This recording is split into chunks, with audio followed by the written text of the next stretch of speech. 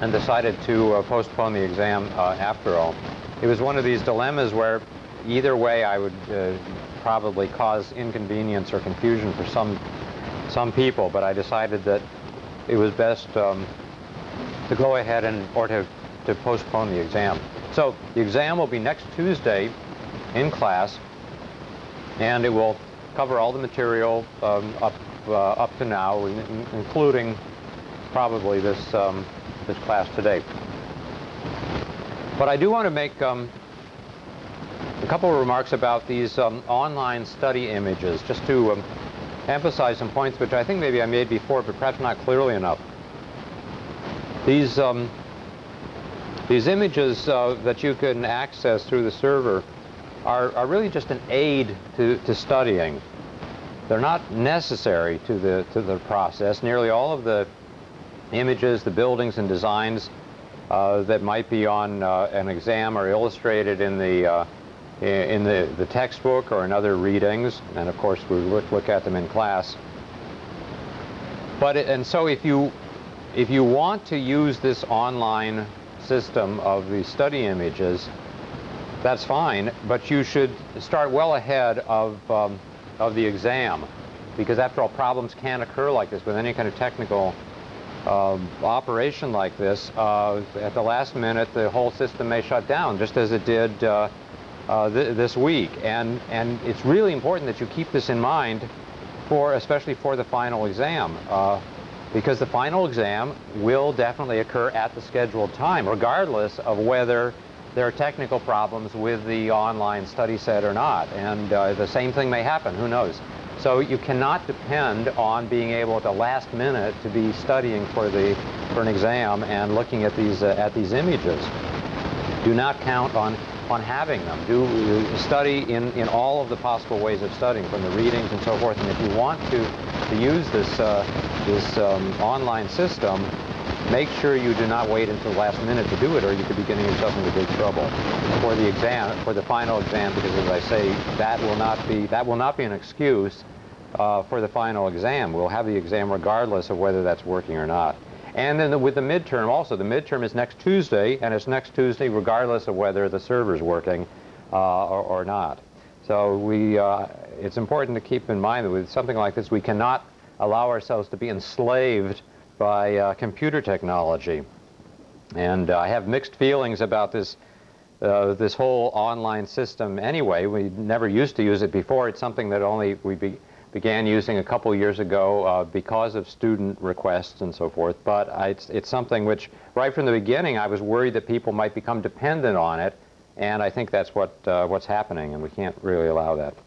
Okay, unless there are any questions about the midterm or anything else, we'll proceed today with the lecture that was going to be last time.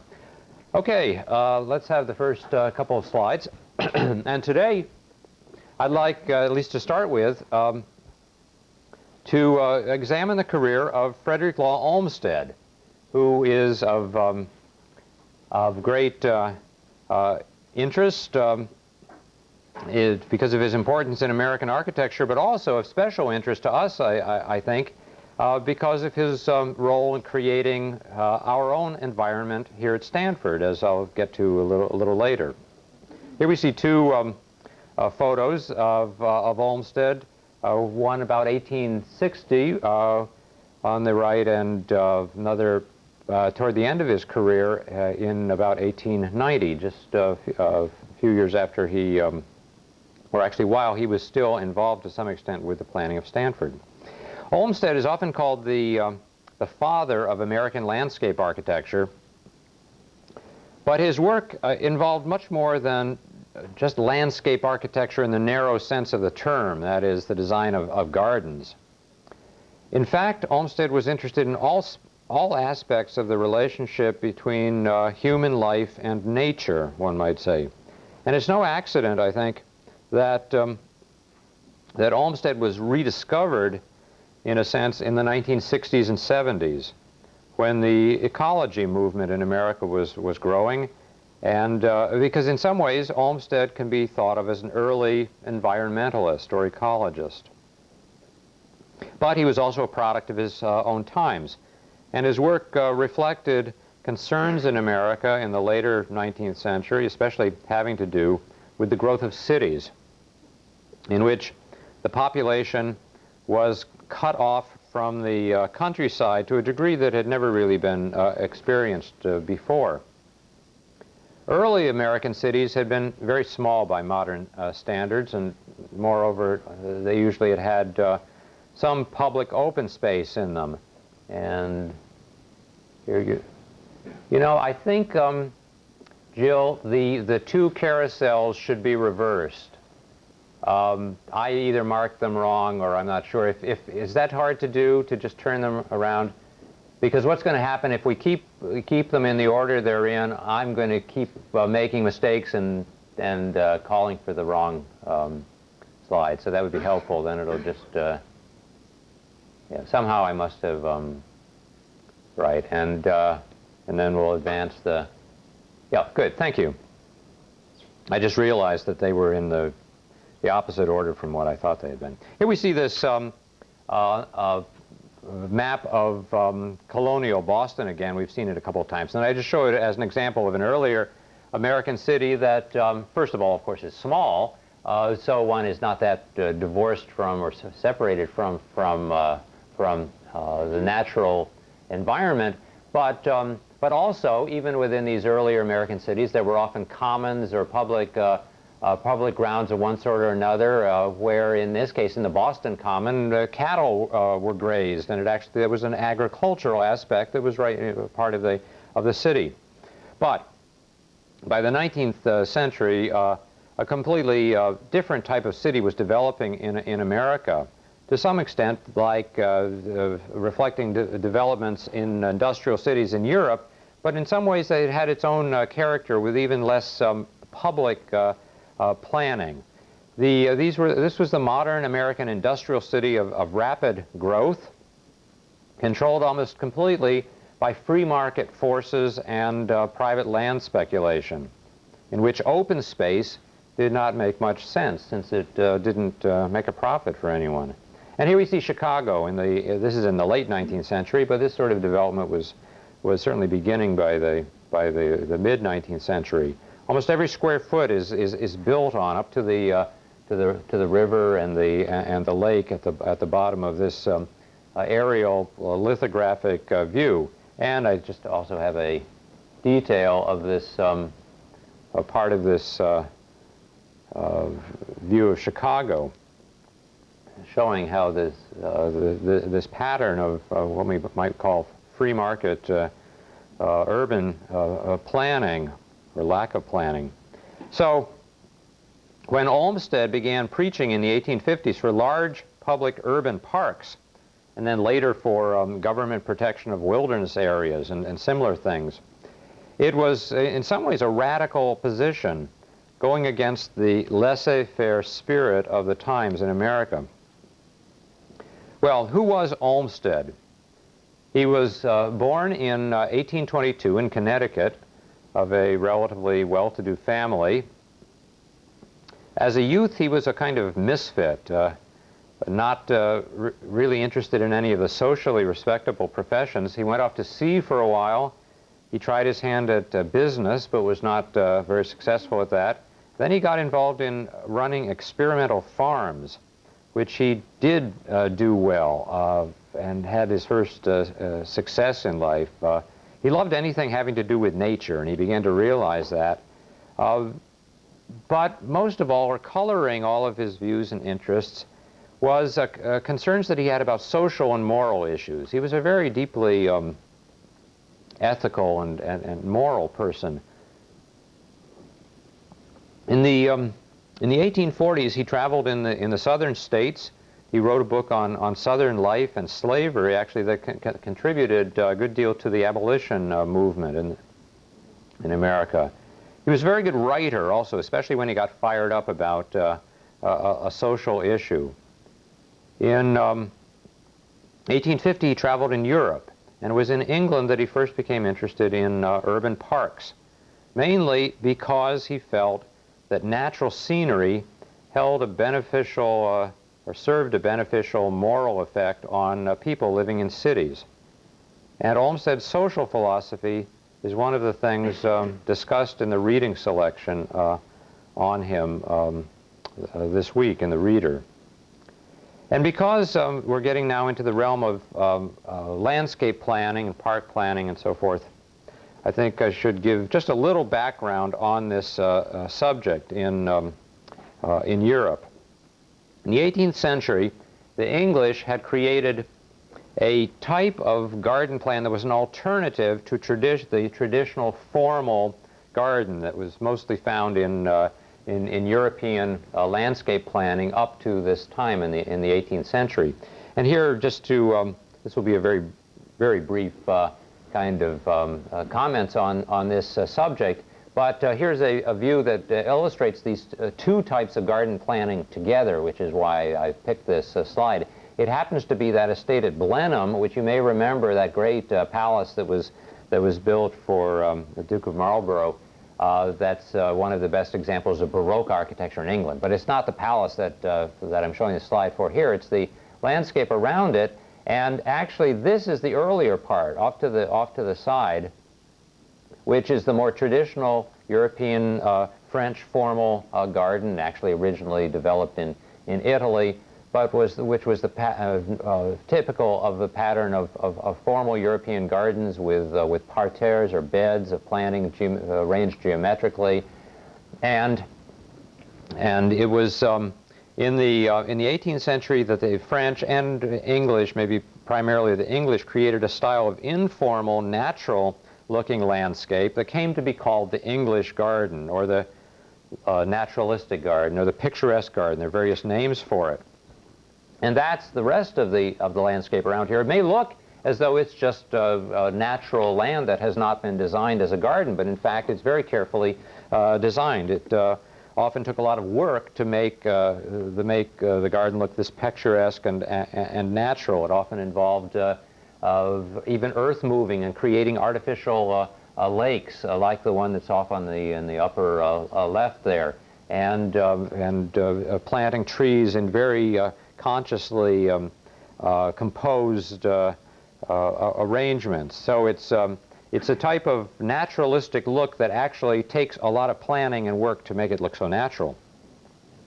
And this type of English garden was first used on the estates of the upper classes, as here, and then in the early 19th century, these naturalistic English gardens began to be created in some cities in England as well, and to a less extent France. And here we see one in England. This is in Liverpool, the plan of an early one of these from the 1840s. It's called Birkenhead Park, which we know Olmsted actually visited. And we see, and this is a typical plan of one of these so-called English gardens, with the curving roads, a combination of wooded areas and open fields to give vistas, so that it's not just completely wooded area. You want to be able to see across open spaces and fields to give these picturesque vistas.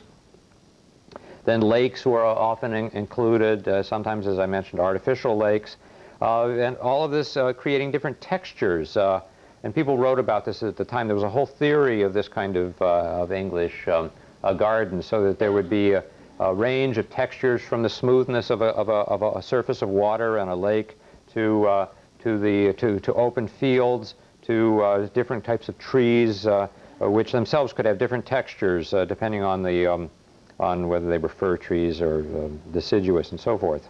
And sometimes there might be a few more formal areas that would be included, well, like this down here. So sometimes there'd even be a combination of formal and informal areas. We might think of this as a kind of landscape version of picturesque architecture, and in fact the two are very closely related, because it was as part of this tradition of or this phenomenon of the English garden that developed in the 18th century that some of those principles of picturesque architecture developed, often with pavilions and other buildings that would be were first included in these picturesque gardens. So these are related phenomena.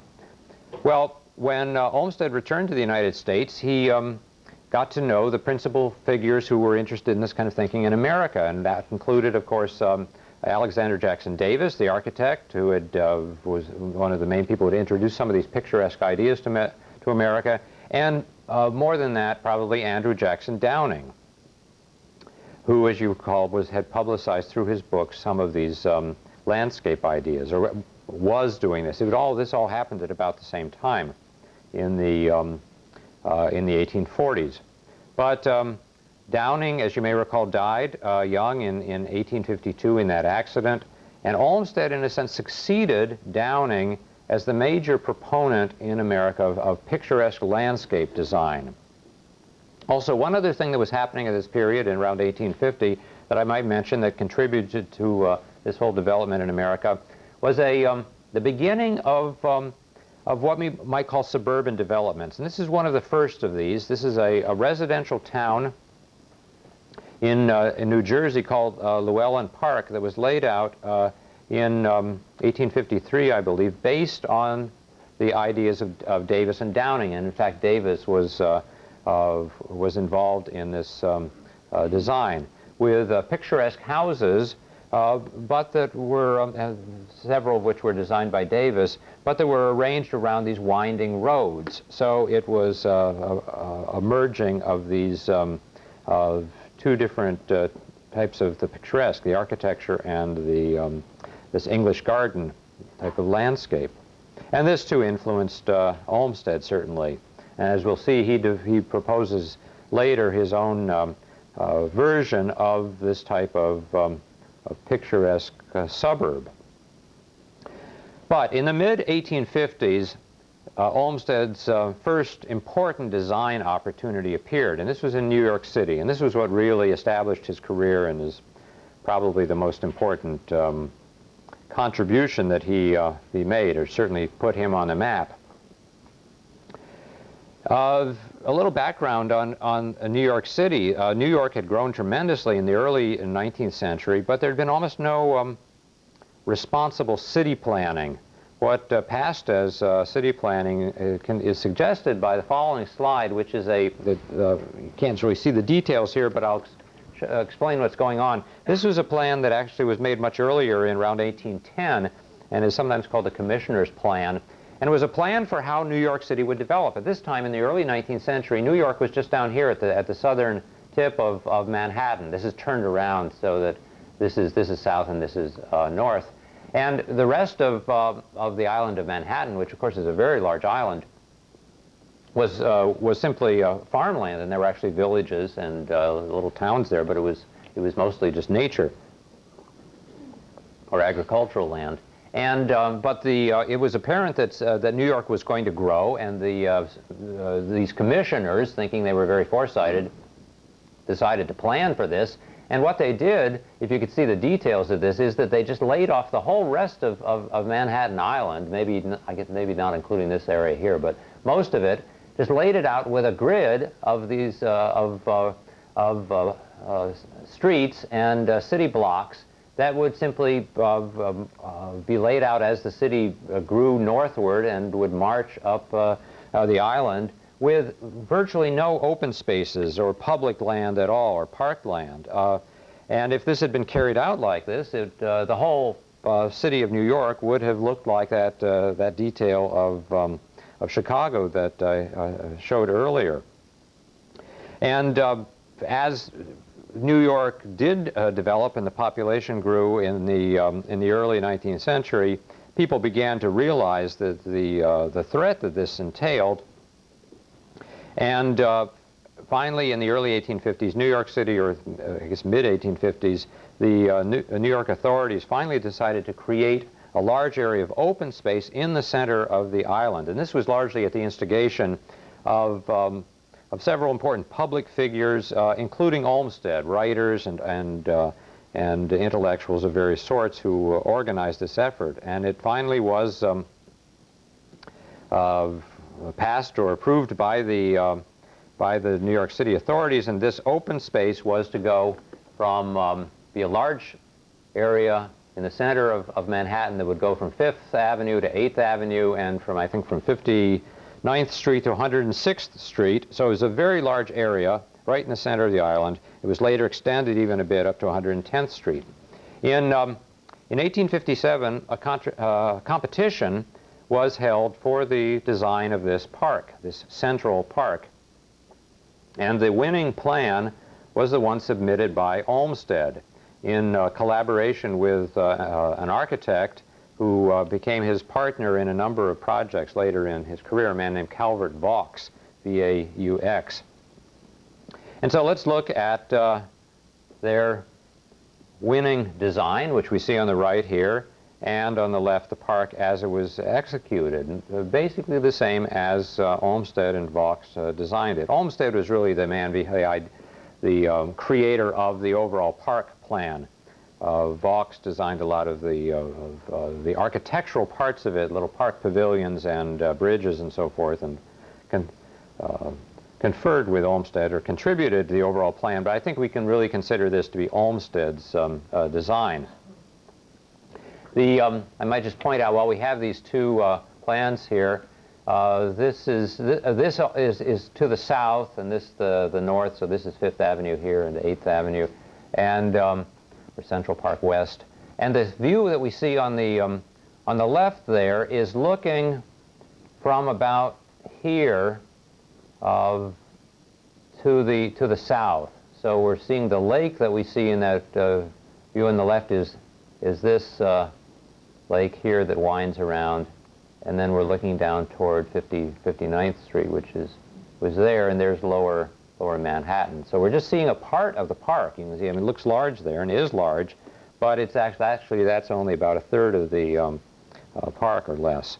So it's a very large area of New York that was set aside as this Central Park. Obviously an important decision on the part of the New York authorities. And but another thing that you can see a bit perhaps from this lithograph is that when the park was laid out in the starting in 1857 and then went on into the 60s and then was documented in the lithographs like this, if you can see over here next to, this is the boundary of the park, the side here, and then it comes around like that. This was not, New York was still not built up here for the most part. This was still farmland. And so it was truly a foresighted idea in this sense. And a lot of people in New York thought this was kind of ridiculous when this was all open land anyway to create a big park in the center. So it really took a forward-looking of kind of planning to see the necessity for Central Park for the future. Well, part of the importance of Central Park is simply that it brought that tradition of the English garden, the naturalistic garden, to American cities. But also it produced it on a larger scale than ever before. This really is a larger park than anything comparable in Europe in a city before.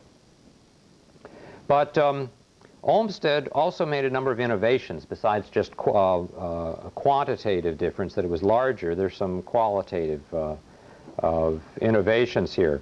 He was, in general, more concerned with recreation than those earlier English gardens, both either on estates, private estates in England and Europe, or in city parks.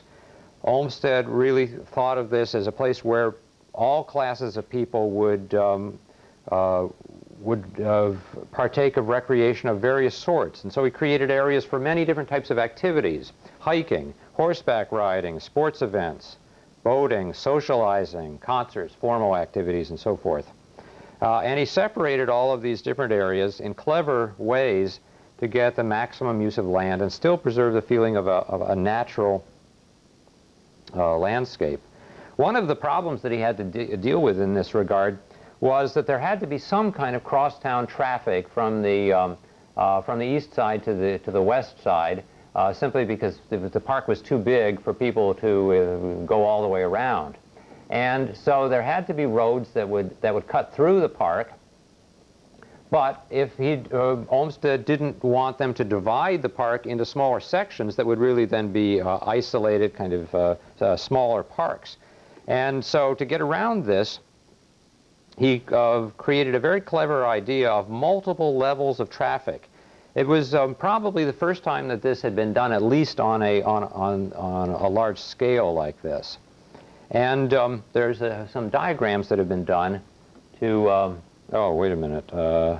See, I guess I was going to, yeah, I was going to show that as an example of how much this landscape had to be changed from what existed there before. Again, when we look at Central Park, it sort of looks like it's just natural landscape that might have always been there. But in fact, it involved a great deal of work, including land movement and creating lakes and large-scale plantings in areas that really were very barren to start with. This is a photograph of part of the area before the park was actually created, and this was one of Olmsted's drawings. I'm not sure whether this was by him or someone else, showing the plantings and areas of lake and so forth that would be in that area. But now let's look at this diagram that's been done to show some of these different traffic levels. There were actually 3 layers of traffic that did not cross one another, that were superimposed over one another. First of all, there was these large crosstown roads that went through from one side of the park to the other for people who were just going through the park. And here you see this one going the other way. This is turned around, so this is 59th Street down here. And as you can see, it's depressed. For the most part, they are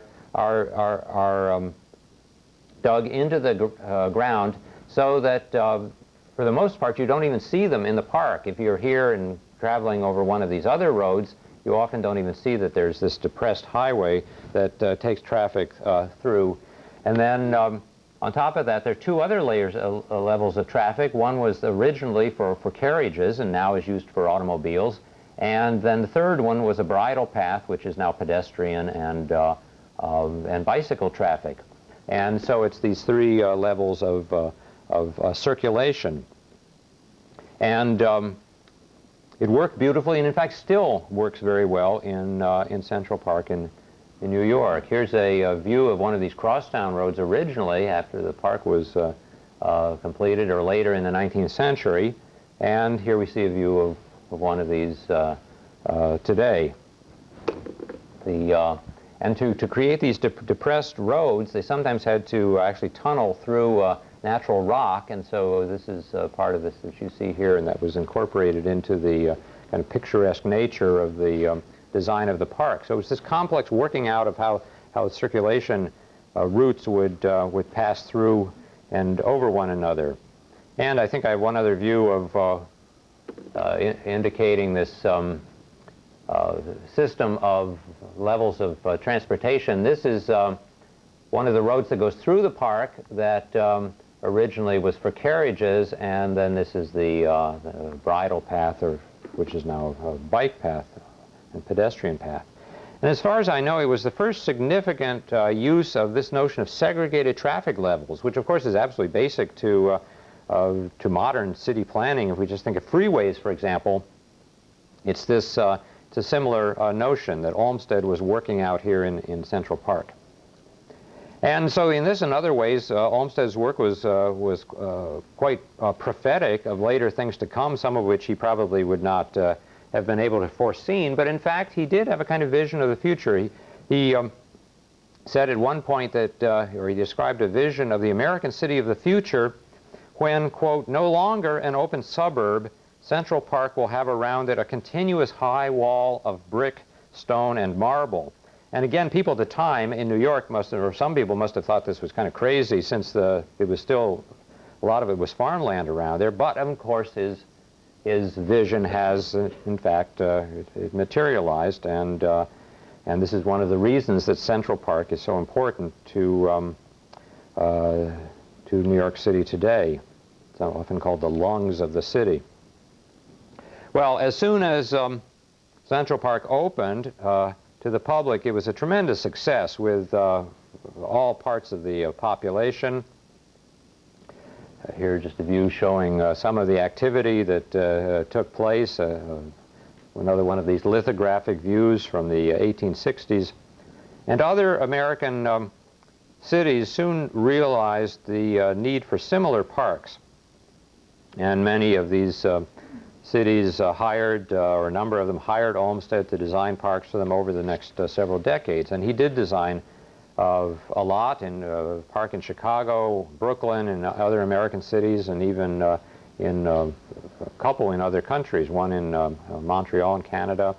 And he also designed a park for San Francisco. He, in the 1860s, he lived in California for a while in the 1860s, and designed a park for San Francisco, which was not executed, but was the inspiration for Golden Gate Park that's there now. And in fact, Golden Gate Park, even though it didn't follow Olmsted's design proposals precisely, is a good representation, a good representative of Olmsted's style of park design. But let's look just at one other park by Olmsted, which is a little different. And this is in Boston. Oh, this, I was just going to show another view of Central Park and how it's used today to show this same area, the lake, that is as popular today as it was back in the late 19th century. But here's this park in Boston, which is later, in a couple of decades later, Olmsted began working on it in 1875, and it's a somewhat different notion of a park. Here's a map of a large part of Boston, and this is the park. It meanders around and actually follows a creek that went through parts of the suburbs of Boston, and parts of it were a muddy kind of area called the Fens. And Olmsted developed what we might call a kind of system of parks that were strung together, that meanders through the city in this way, following these topographical features like this creek, and which he reclaimed these areas and redeveloped them as usable land and as parkland. So instead, it's a rather different idea. Instead of creating a separate rectangular area of nature that you call a park, a central park, here it's more developing what's already there and integrating it into the topography of the region. It's a more sophisticated concept in some ways, and has been often called the beginning of regional planning in American cities, at least in regard to parks. Also, I should mention somewhat parenthetically that Olmsted's interest in nature was not confined to creating natural scenery in cities in this basically artificial kind of way, creating scenery, but also to preserving natural wilderness. And in fact, he was one of the pioneers of the conservation movement in America.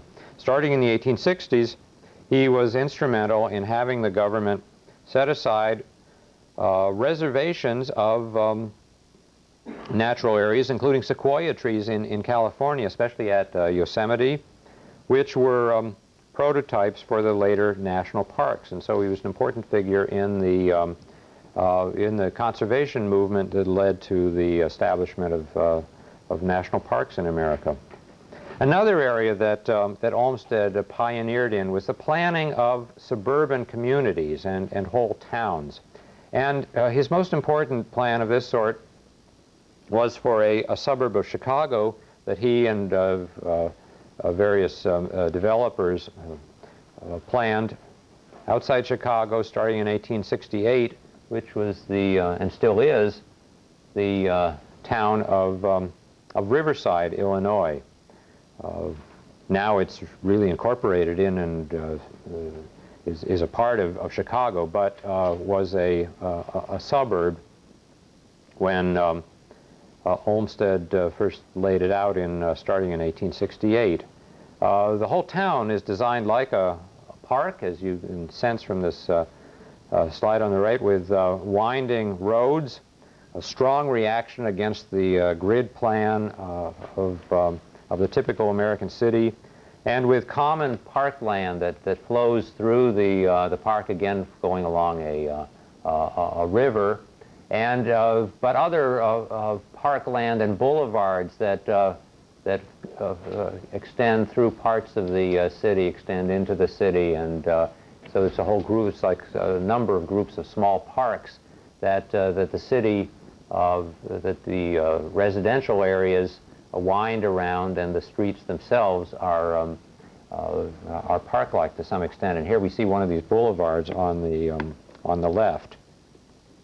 It's similar, of course, to that plan for Llewellyn Park that was a decade or so earlier, but this is larger. It was more carefully worked out in terms of the roads and views and so forth, and really became a prototype for one type of later American suburb.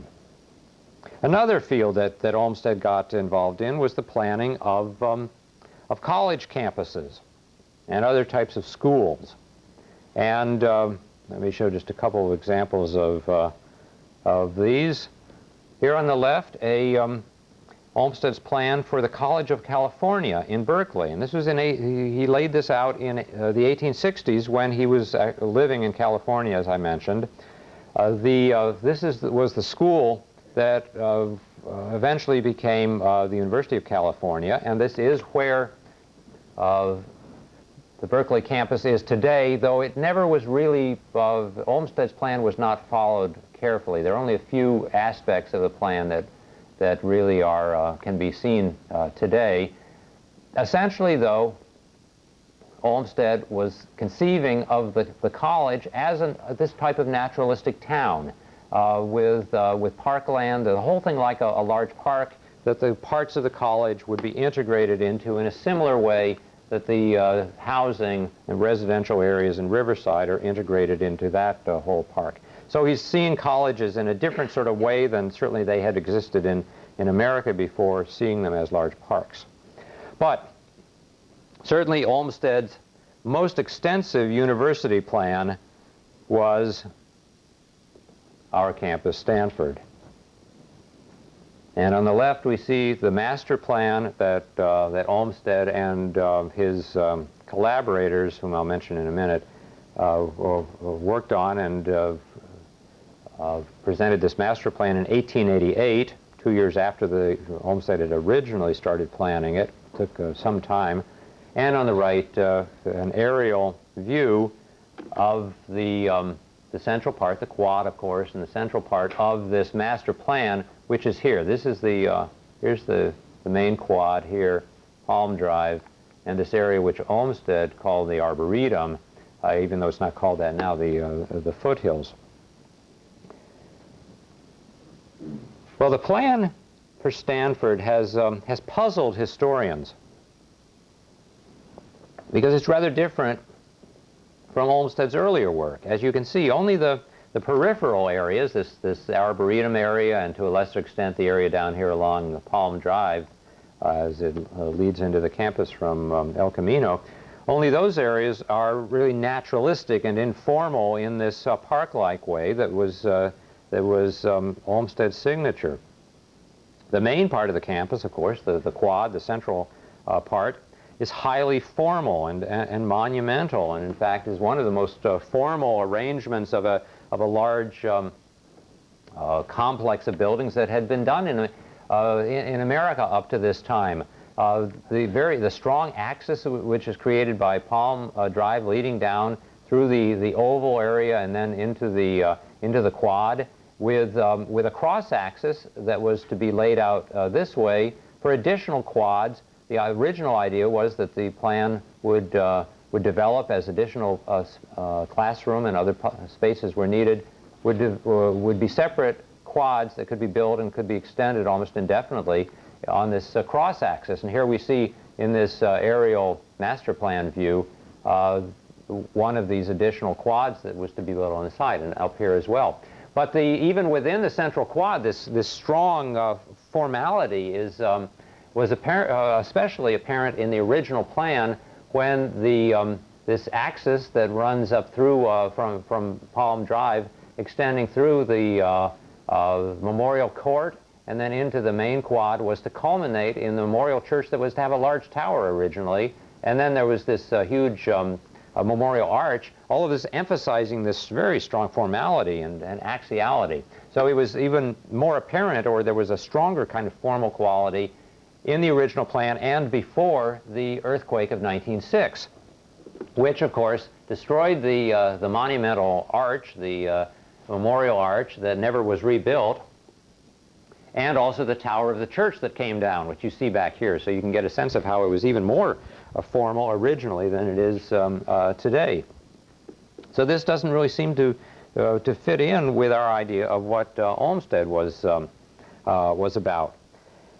Several years ago, I did research on the whole question of Olmsted's design of Stanford and the process and how this, how the design actually came about. And I discovered, among the various things I discovered, and it turned out to be a much more complex story, an interesting story than people had suspected, I discovered Olmsted's first plan for Stanford, which had never been known before. It was, I went back to, as part of my research on the Stanford design, I went back to Boston to the Olmsted office, which at that time still existed outside Boston. It's now all of his papers and plans are in Washington in the National Archives. But I went back and found, partly by accident, it was really one of these serendipitous discoveries, some of Olmsted's plans that had been misfiled, and therefore people had not known that they were Stanford, or hadn't actually looked at them very carefully. And here is his first plan when he first came out to see the Stanfords in September of 1886, and started working on his ideas for how the campus could be designed. This is a large sheet of paper that on the back actually has a note by Olmsted himself dating it September 25th, I think it is, 1886. And he says, "My first plan for Stanford University." And we see that it's a very different plan with these winding streets. It has none of this formality. It also is a much more modest plan. One of the problems, it turns out, was that Olmsted did not understand at first how serious the Stanfords were about a really major university. He thought it would probably be one of these typical private colleges that would be relatively small and modest. And it was when he realized that, and when Leland Stanford made it clear to him that this was to be a major enterprise for a large university, and that he was willing to spend a lot of money and he wanted something really serious, that it became apparent that this little picturesque type of arrangement wasn't really appropriate. And it turns out that it was mainly Leland Stanford himself who determined the more formal character of the quad in the central part of the campus. It's a fascinating story, which I describe in a kind of summary way in that book that some of you may be familiar with, that paperback book called The Founders and the Architects, which I think is still available, or certainly is available in the library, in which this original story is laid out. It was a very creative collaboration, it turns out, between Stanford and Olmsted. A somewhat difficult collaboration. They were both very strong-minded people and had firm views of things, but at various points, Stanford made it clear that he was the owner of this land, he was the client, and he was going to determine what it looked like. And once Olmsted got that in mind and accepted that, they actually had a very creative and productive collaboration that produced, I think, one of the most unified and brilliant designs in American architecture that includes many innovative aspects, which I talk about more in this book, The Founders and the Architects. But I might just mention that one of my favorite parts of this original plan is the arcades that connect all of the buildings, that make the whole more than the sum of the parts, so that rather than simply separate buildings that are dotted across the campus, as in most American colleges and universities, the whole thing's tied together by these arcades, which of course serve practical functions of getting you from one building to another in the rain, and protecting from the elements, and also shading the buildings and so forth. So there's some practical reasons for the arcades, but more important, I think, is the way it unifies the entire plan and creates this a complex which has a character and a personality which is much more than simply separate buildings. Also, another aspect was the integration into the plan of certain Californian elements, and this was Probably originally Leland Stanford's notion, but Olmsted enthusiastically went along with that. The idea that native California plants would be used, and that there would be a kind of California spirit in the landscaping, especially in the inner quad with the circles with the palm trees. But then also some hints of the California Spanish mission architectural tradition, which I've mentioned briefly, I think in my lecture on the California missions. And so there are many aspects that are drawn together and that contribute to the character of Olmsted's design for Stanford. And it probably should be called really Olmsted and Stanford's design, because Leland Stanford really was a major player in the design. But as for the architecture of the individual buildings at Stanford, these were not designed by Olmsted. He was not a practicing architect himself. He always needed to work in collaboration with a properly trained architect. Calvert Vaux was the one before, but he was no longer in partnership with Vaux. And so the actual buildings at Stanford and the details of this quad were designed by another firm, architectural firm. It was the firm of H.H. Richardson, Henry Hobson Richardson, whom I'd like to turn to now, who was certainly the most significant architect in America at this time.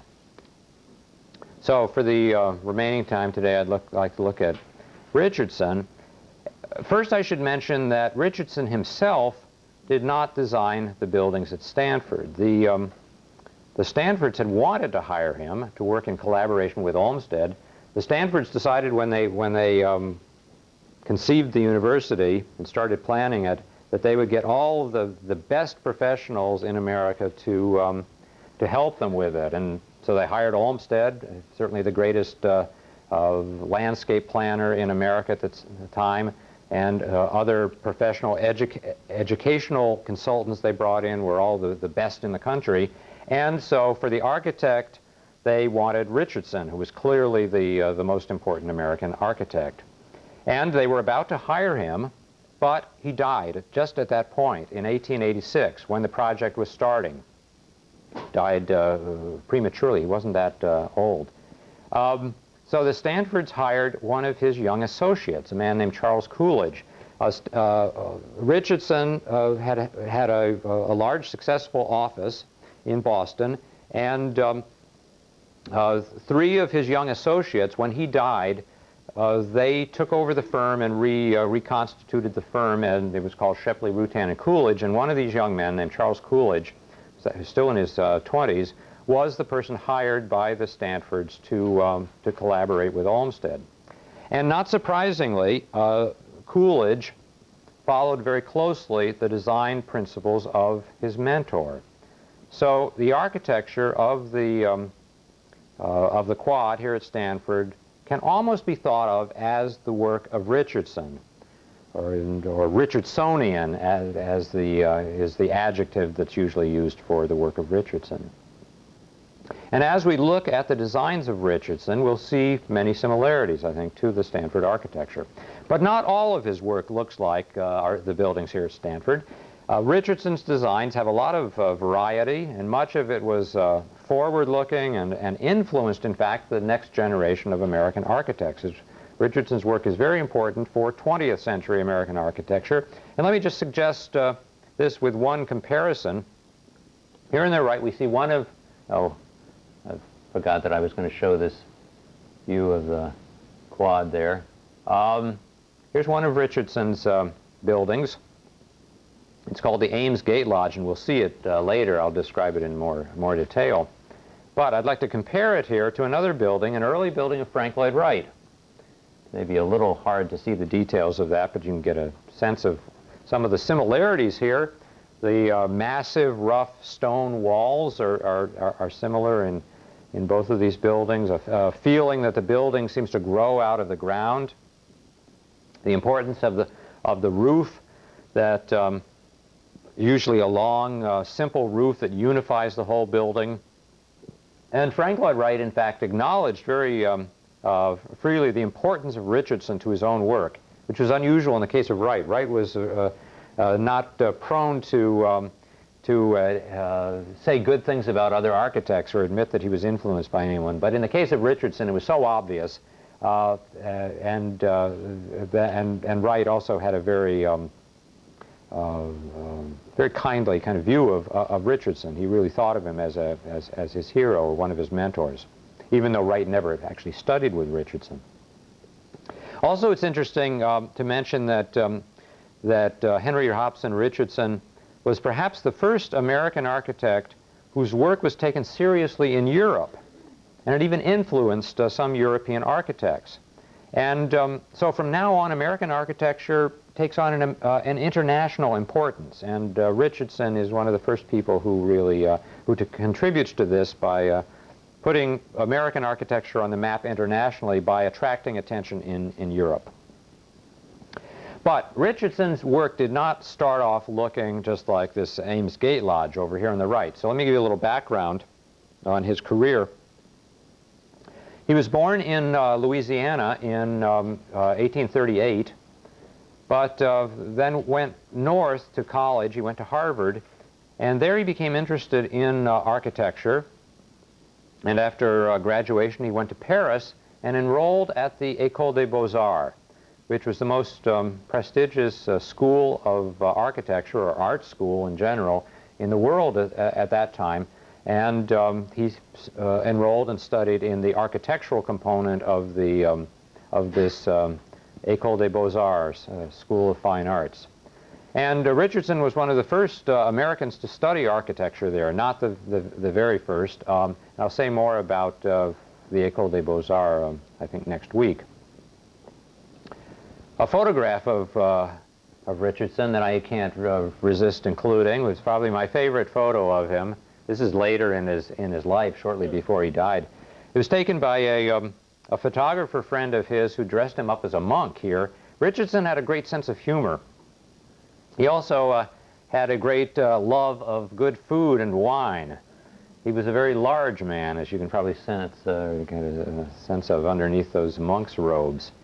That was probably one of the reasons he died prematurely, right as the Stanfords were about to hire him. He had some health problems, possibly as a result of his love of good food and wine. And I've often thought that if you wanted to devise a physiological theory of architecture, that buildings look like their architects or something like that, you might suggest that this had something to do with the massiveness of his buildings. They're just powerful buildings, and they're big, and they look massive, and certainly one of the characteristics of his work. Anyway, so Richardson studied at the École des Beaux-Arts in Paris, then worked in Paris for a while. In 1865, he returned to the United States and set up a practice in New York City first. Later, he moved to Boston. And at first, he designed buildings in the typical styles of that period, the Gothic Revival and various French styles that he brought back from his years at the École des Beaux-Arts. There was nothing particularly unusual about his early buildings, or his first buildings. But then in 1873, he won a competition which was what put him on the map, in a sense, and created his career the way Olmsted's winning the competition for Central Park in New York in 1857 had created his career, or started him off. And this was a competition for a major church in America, Trinity Church in Boston. It was a major competition. All the great architects wanted to win it, and it really established Richardson's reputation when he won. And here we see Trinity Church in Boston. The view actually of the back on the left with the apse there, and the tower. This is part of the facade, so it's looking at the other side, and then we see the tower up there. In this design, Richardson created a style that he was to use in various forms from then on, in most of his succeeding work. Now, ostensibly, this is a revival style, and specifically it's Romanesque Revival. We haven't seen much of that, except the buildings at the Smithsonian were in another kind of version of the Romanesque style. It wasn't used very much in America. The Romanesque is a style using rounded arches and the decorative vocabulary of French and Spanish architecture of the 11th and 12th century. So it actually, most of it comes before the Gothic in Europe. So it's another one of these styles taken from the Old World that was revived in America in the 19th century. So in that sense, it's just another version of eclecticism. I might just point out some of these elements here, the rounded arches, details that come from Romanesque architecture, including the types of capitals and columns that are used, these decorative patterns of different colored stone. The architectural term for this is polychromy, many colors used in architecture to give decorative patterns of different colors.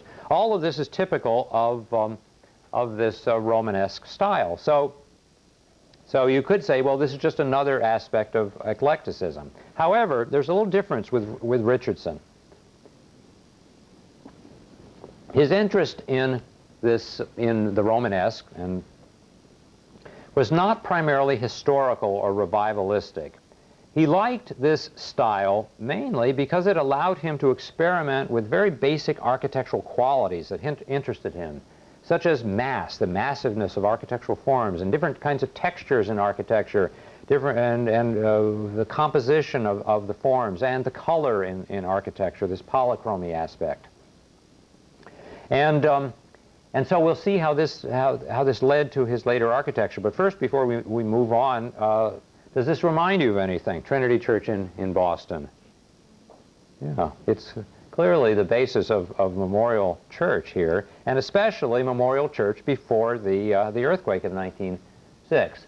You can see clearly that Charles Coolidge, when he was designing Memorial Church, had Trinity Church in mind. And in fact, some of the parts of the original tower of Trinity Church are even closer than Trinity Church as built, closer to some of the designs, the preliminary designs for Trinity Church. So when you actually get in and examine closely the evolution of these two designs, you can see how close they really are. This is a funny old photograph taken from a postcard that clearly is retouched because some of the colors are wrong. I just noticed that this was never grass here, you see. So somehow they got the colors wrong in that postcard. But still, it's a wonderful view of the original church. You just noticed that. And here's the interior of Trinity Church in Boston, and here too you can see that it's quite similar to the interior of Memorial Church. These some of the elements inside Trinity Church, it's hard to see the details of the columns and capitals and things, but here you can get a sense of these massive wooden beams and an iron member that form a kind of truss holding together the vault and the apse. This is very typical of Richardson. He loved these massive wooden tie beams and other elements inside a building that make the structural features a major part of the design. With one of Richardson's interests was in showing structure in a very powerful and evident kind of way, and he sometimes, as a result, would exaggerate some structural element, like a tie beam that he might make, or a wall or an arch that he would make even larger than necessary, so that your attention is drawn to it. And it's another aspect of this interest of his in basic architectural elements, the vocabulary of architecture and the things that one can do with it. Let's look quickly at some other buildings by Richardson that have variations on these aspects, these distinctive qualities of his approach toward architecture. Here we see a library that Richardson designed in a town outside Boston. I neglected to include it on the handout. It doesn't matter. And a detail on the right from a wall, actually from another somewhat similar library, also outside Boston. The names are not important of these places. And you see here very carefully worked out designs in terms of the proportions of the walls and the massing of the whole building.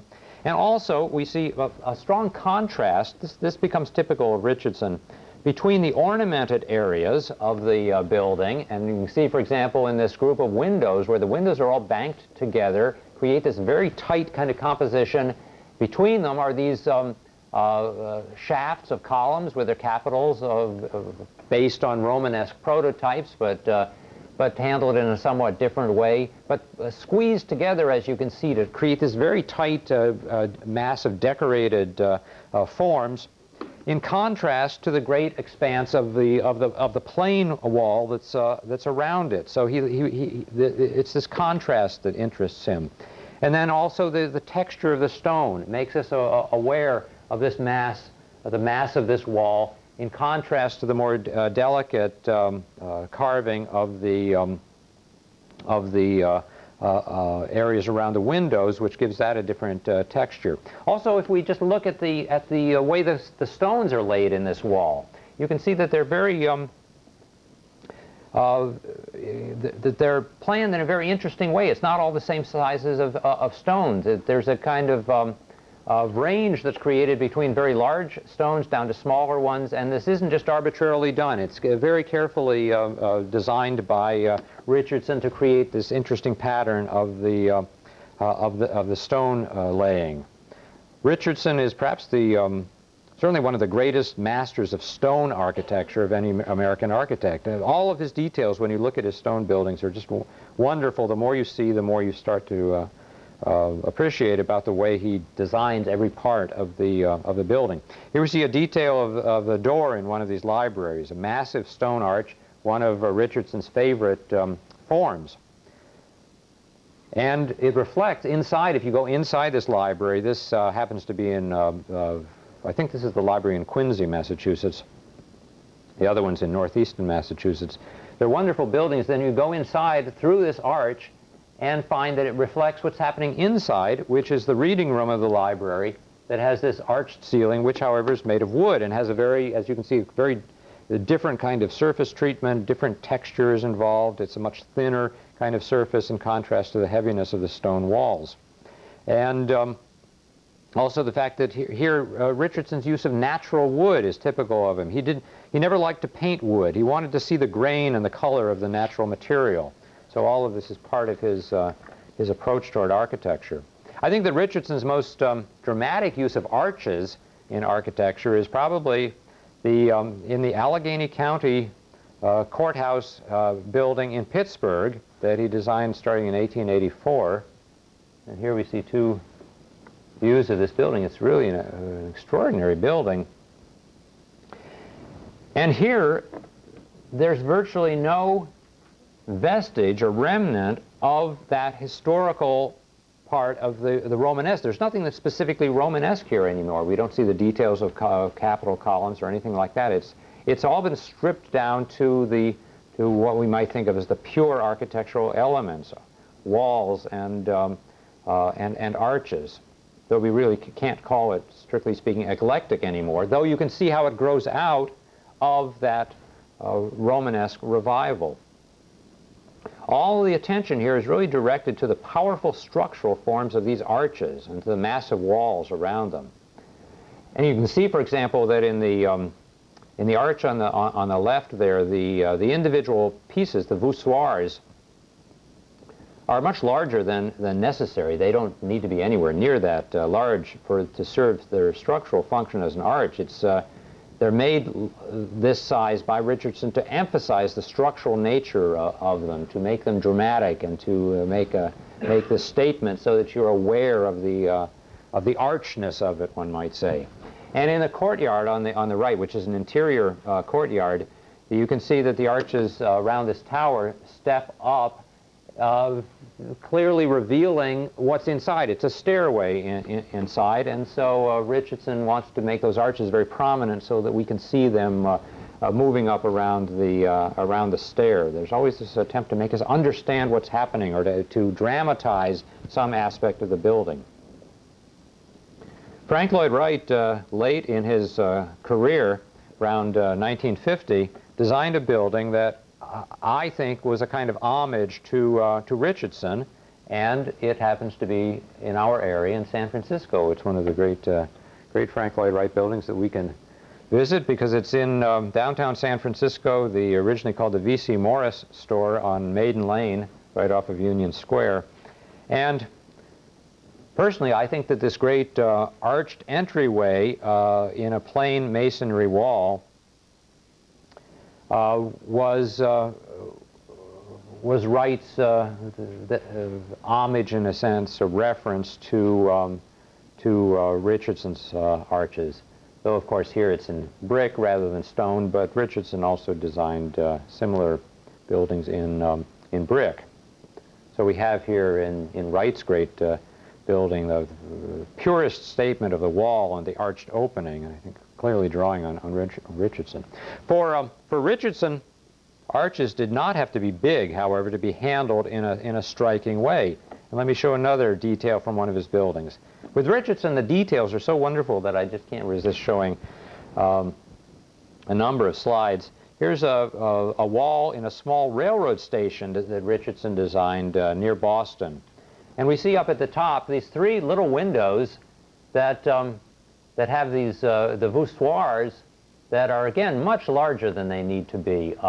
They hardly hold up any wall above the arches, so it's clearly done because for the design purpose is why Richardson designs them this way. These wonderful arches that windows that are unified by these intersecting arches, beautifully worked out. Also, I think there's probably an element of architectural humor or playfulness in this. Again, that quality of humor that was so important to Richardson, and as one gets to know his architecture better, one finds this running throughout, a kind of whimsical quality, the parts be bigger than they need to be. And these details can also be found here in the Stanford buildings. Here, this three-arched entryway from Memorial Court into the inner quad, these three windows, and again, the voussoirs that intersect in this way. The details at Stanford are not quite worked out quite as well, I think, as Richardson's own work. His student Coolidge was very talented, but in some ways it's not quite the same as Richardson. It lacks a few of the subtleties, but still we have next to the best thing here at Stanford, two buildings actually designed by Richardson. Even these lower windows down here, you can see, are similar to the types of pattern and proportions of the windows in the quad buildings. Richardson, however, did not abandon traditional ornament. He was fascinated with the contrast of ornamented surfaces and plain, massive surfaces. And let's look at another building. This is the law school at Harvard that he designed in the 1880s, Austin Hall. And here again you see this highly complex, Romanesque-inspired ornament, very detailed, beautiful ornament that he opposes and contrasts to these very massive plain stone walls. And one finds this also at Stanford, or this type of carving, this very detailed carving of around the entryway is very similar to this at Stanford in the Memorial Church. One aspect of Memorial Church which is not typical of Richardson, is not Richardsonian, is the mosaic up there. He would, I think, would have had a premature heart attack probably if he had seen that. That's not what he would have done to the facade. That's Jane Stanford's contribution to the design. And finally, I'd like to compare the overall form of these two buildings, Austin Hall at Harvard, and the outer one of the outer buildings of the quad, where one sees that the overall proportions and massing of the building, including the patterns of the fenestration of the windows, the way the arches are handled, all comes right out of Richardson. Well, when we pick up on Tuesday, I will look at a couple more buildings of Richardson's before we move on to other things. I'm sorry, of course not. Tuesday is the midterm exam. It's on Thursday that we'll pick up with this material. I don't want to confuse you folks even more. Sorry about the changes in exam plans.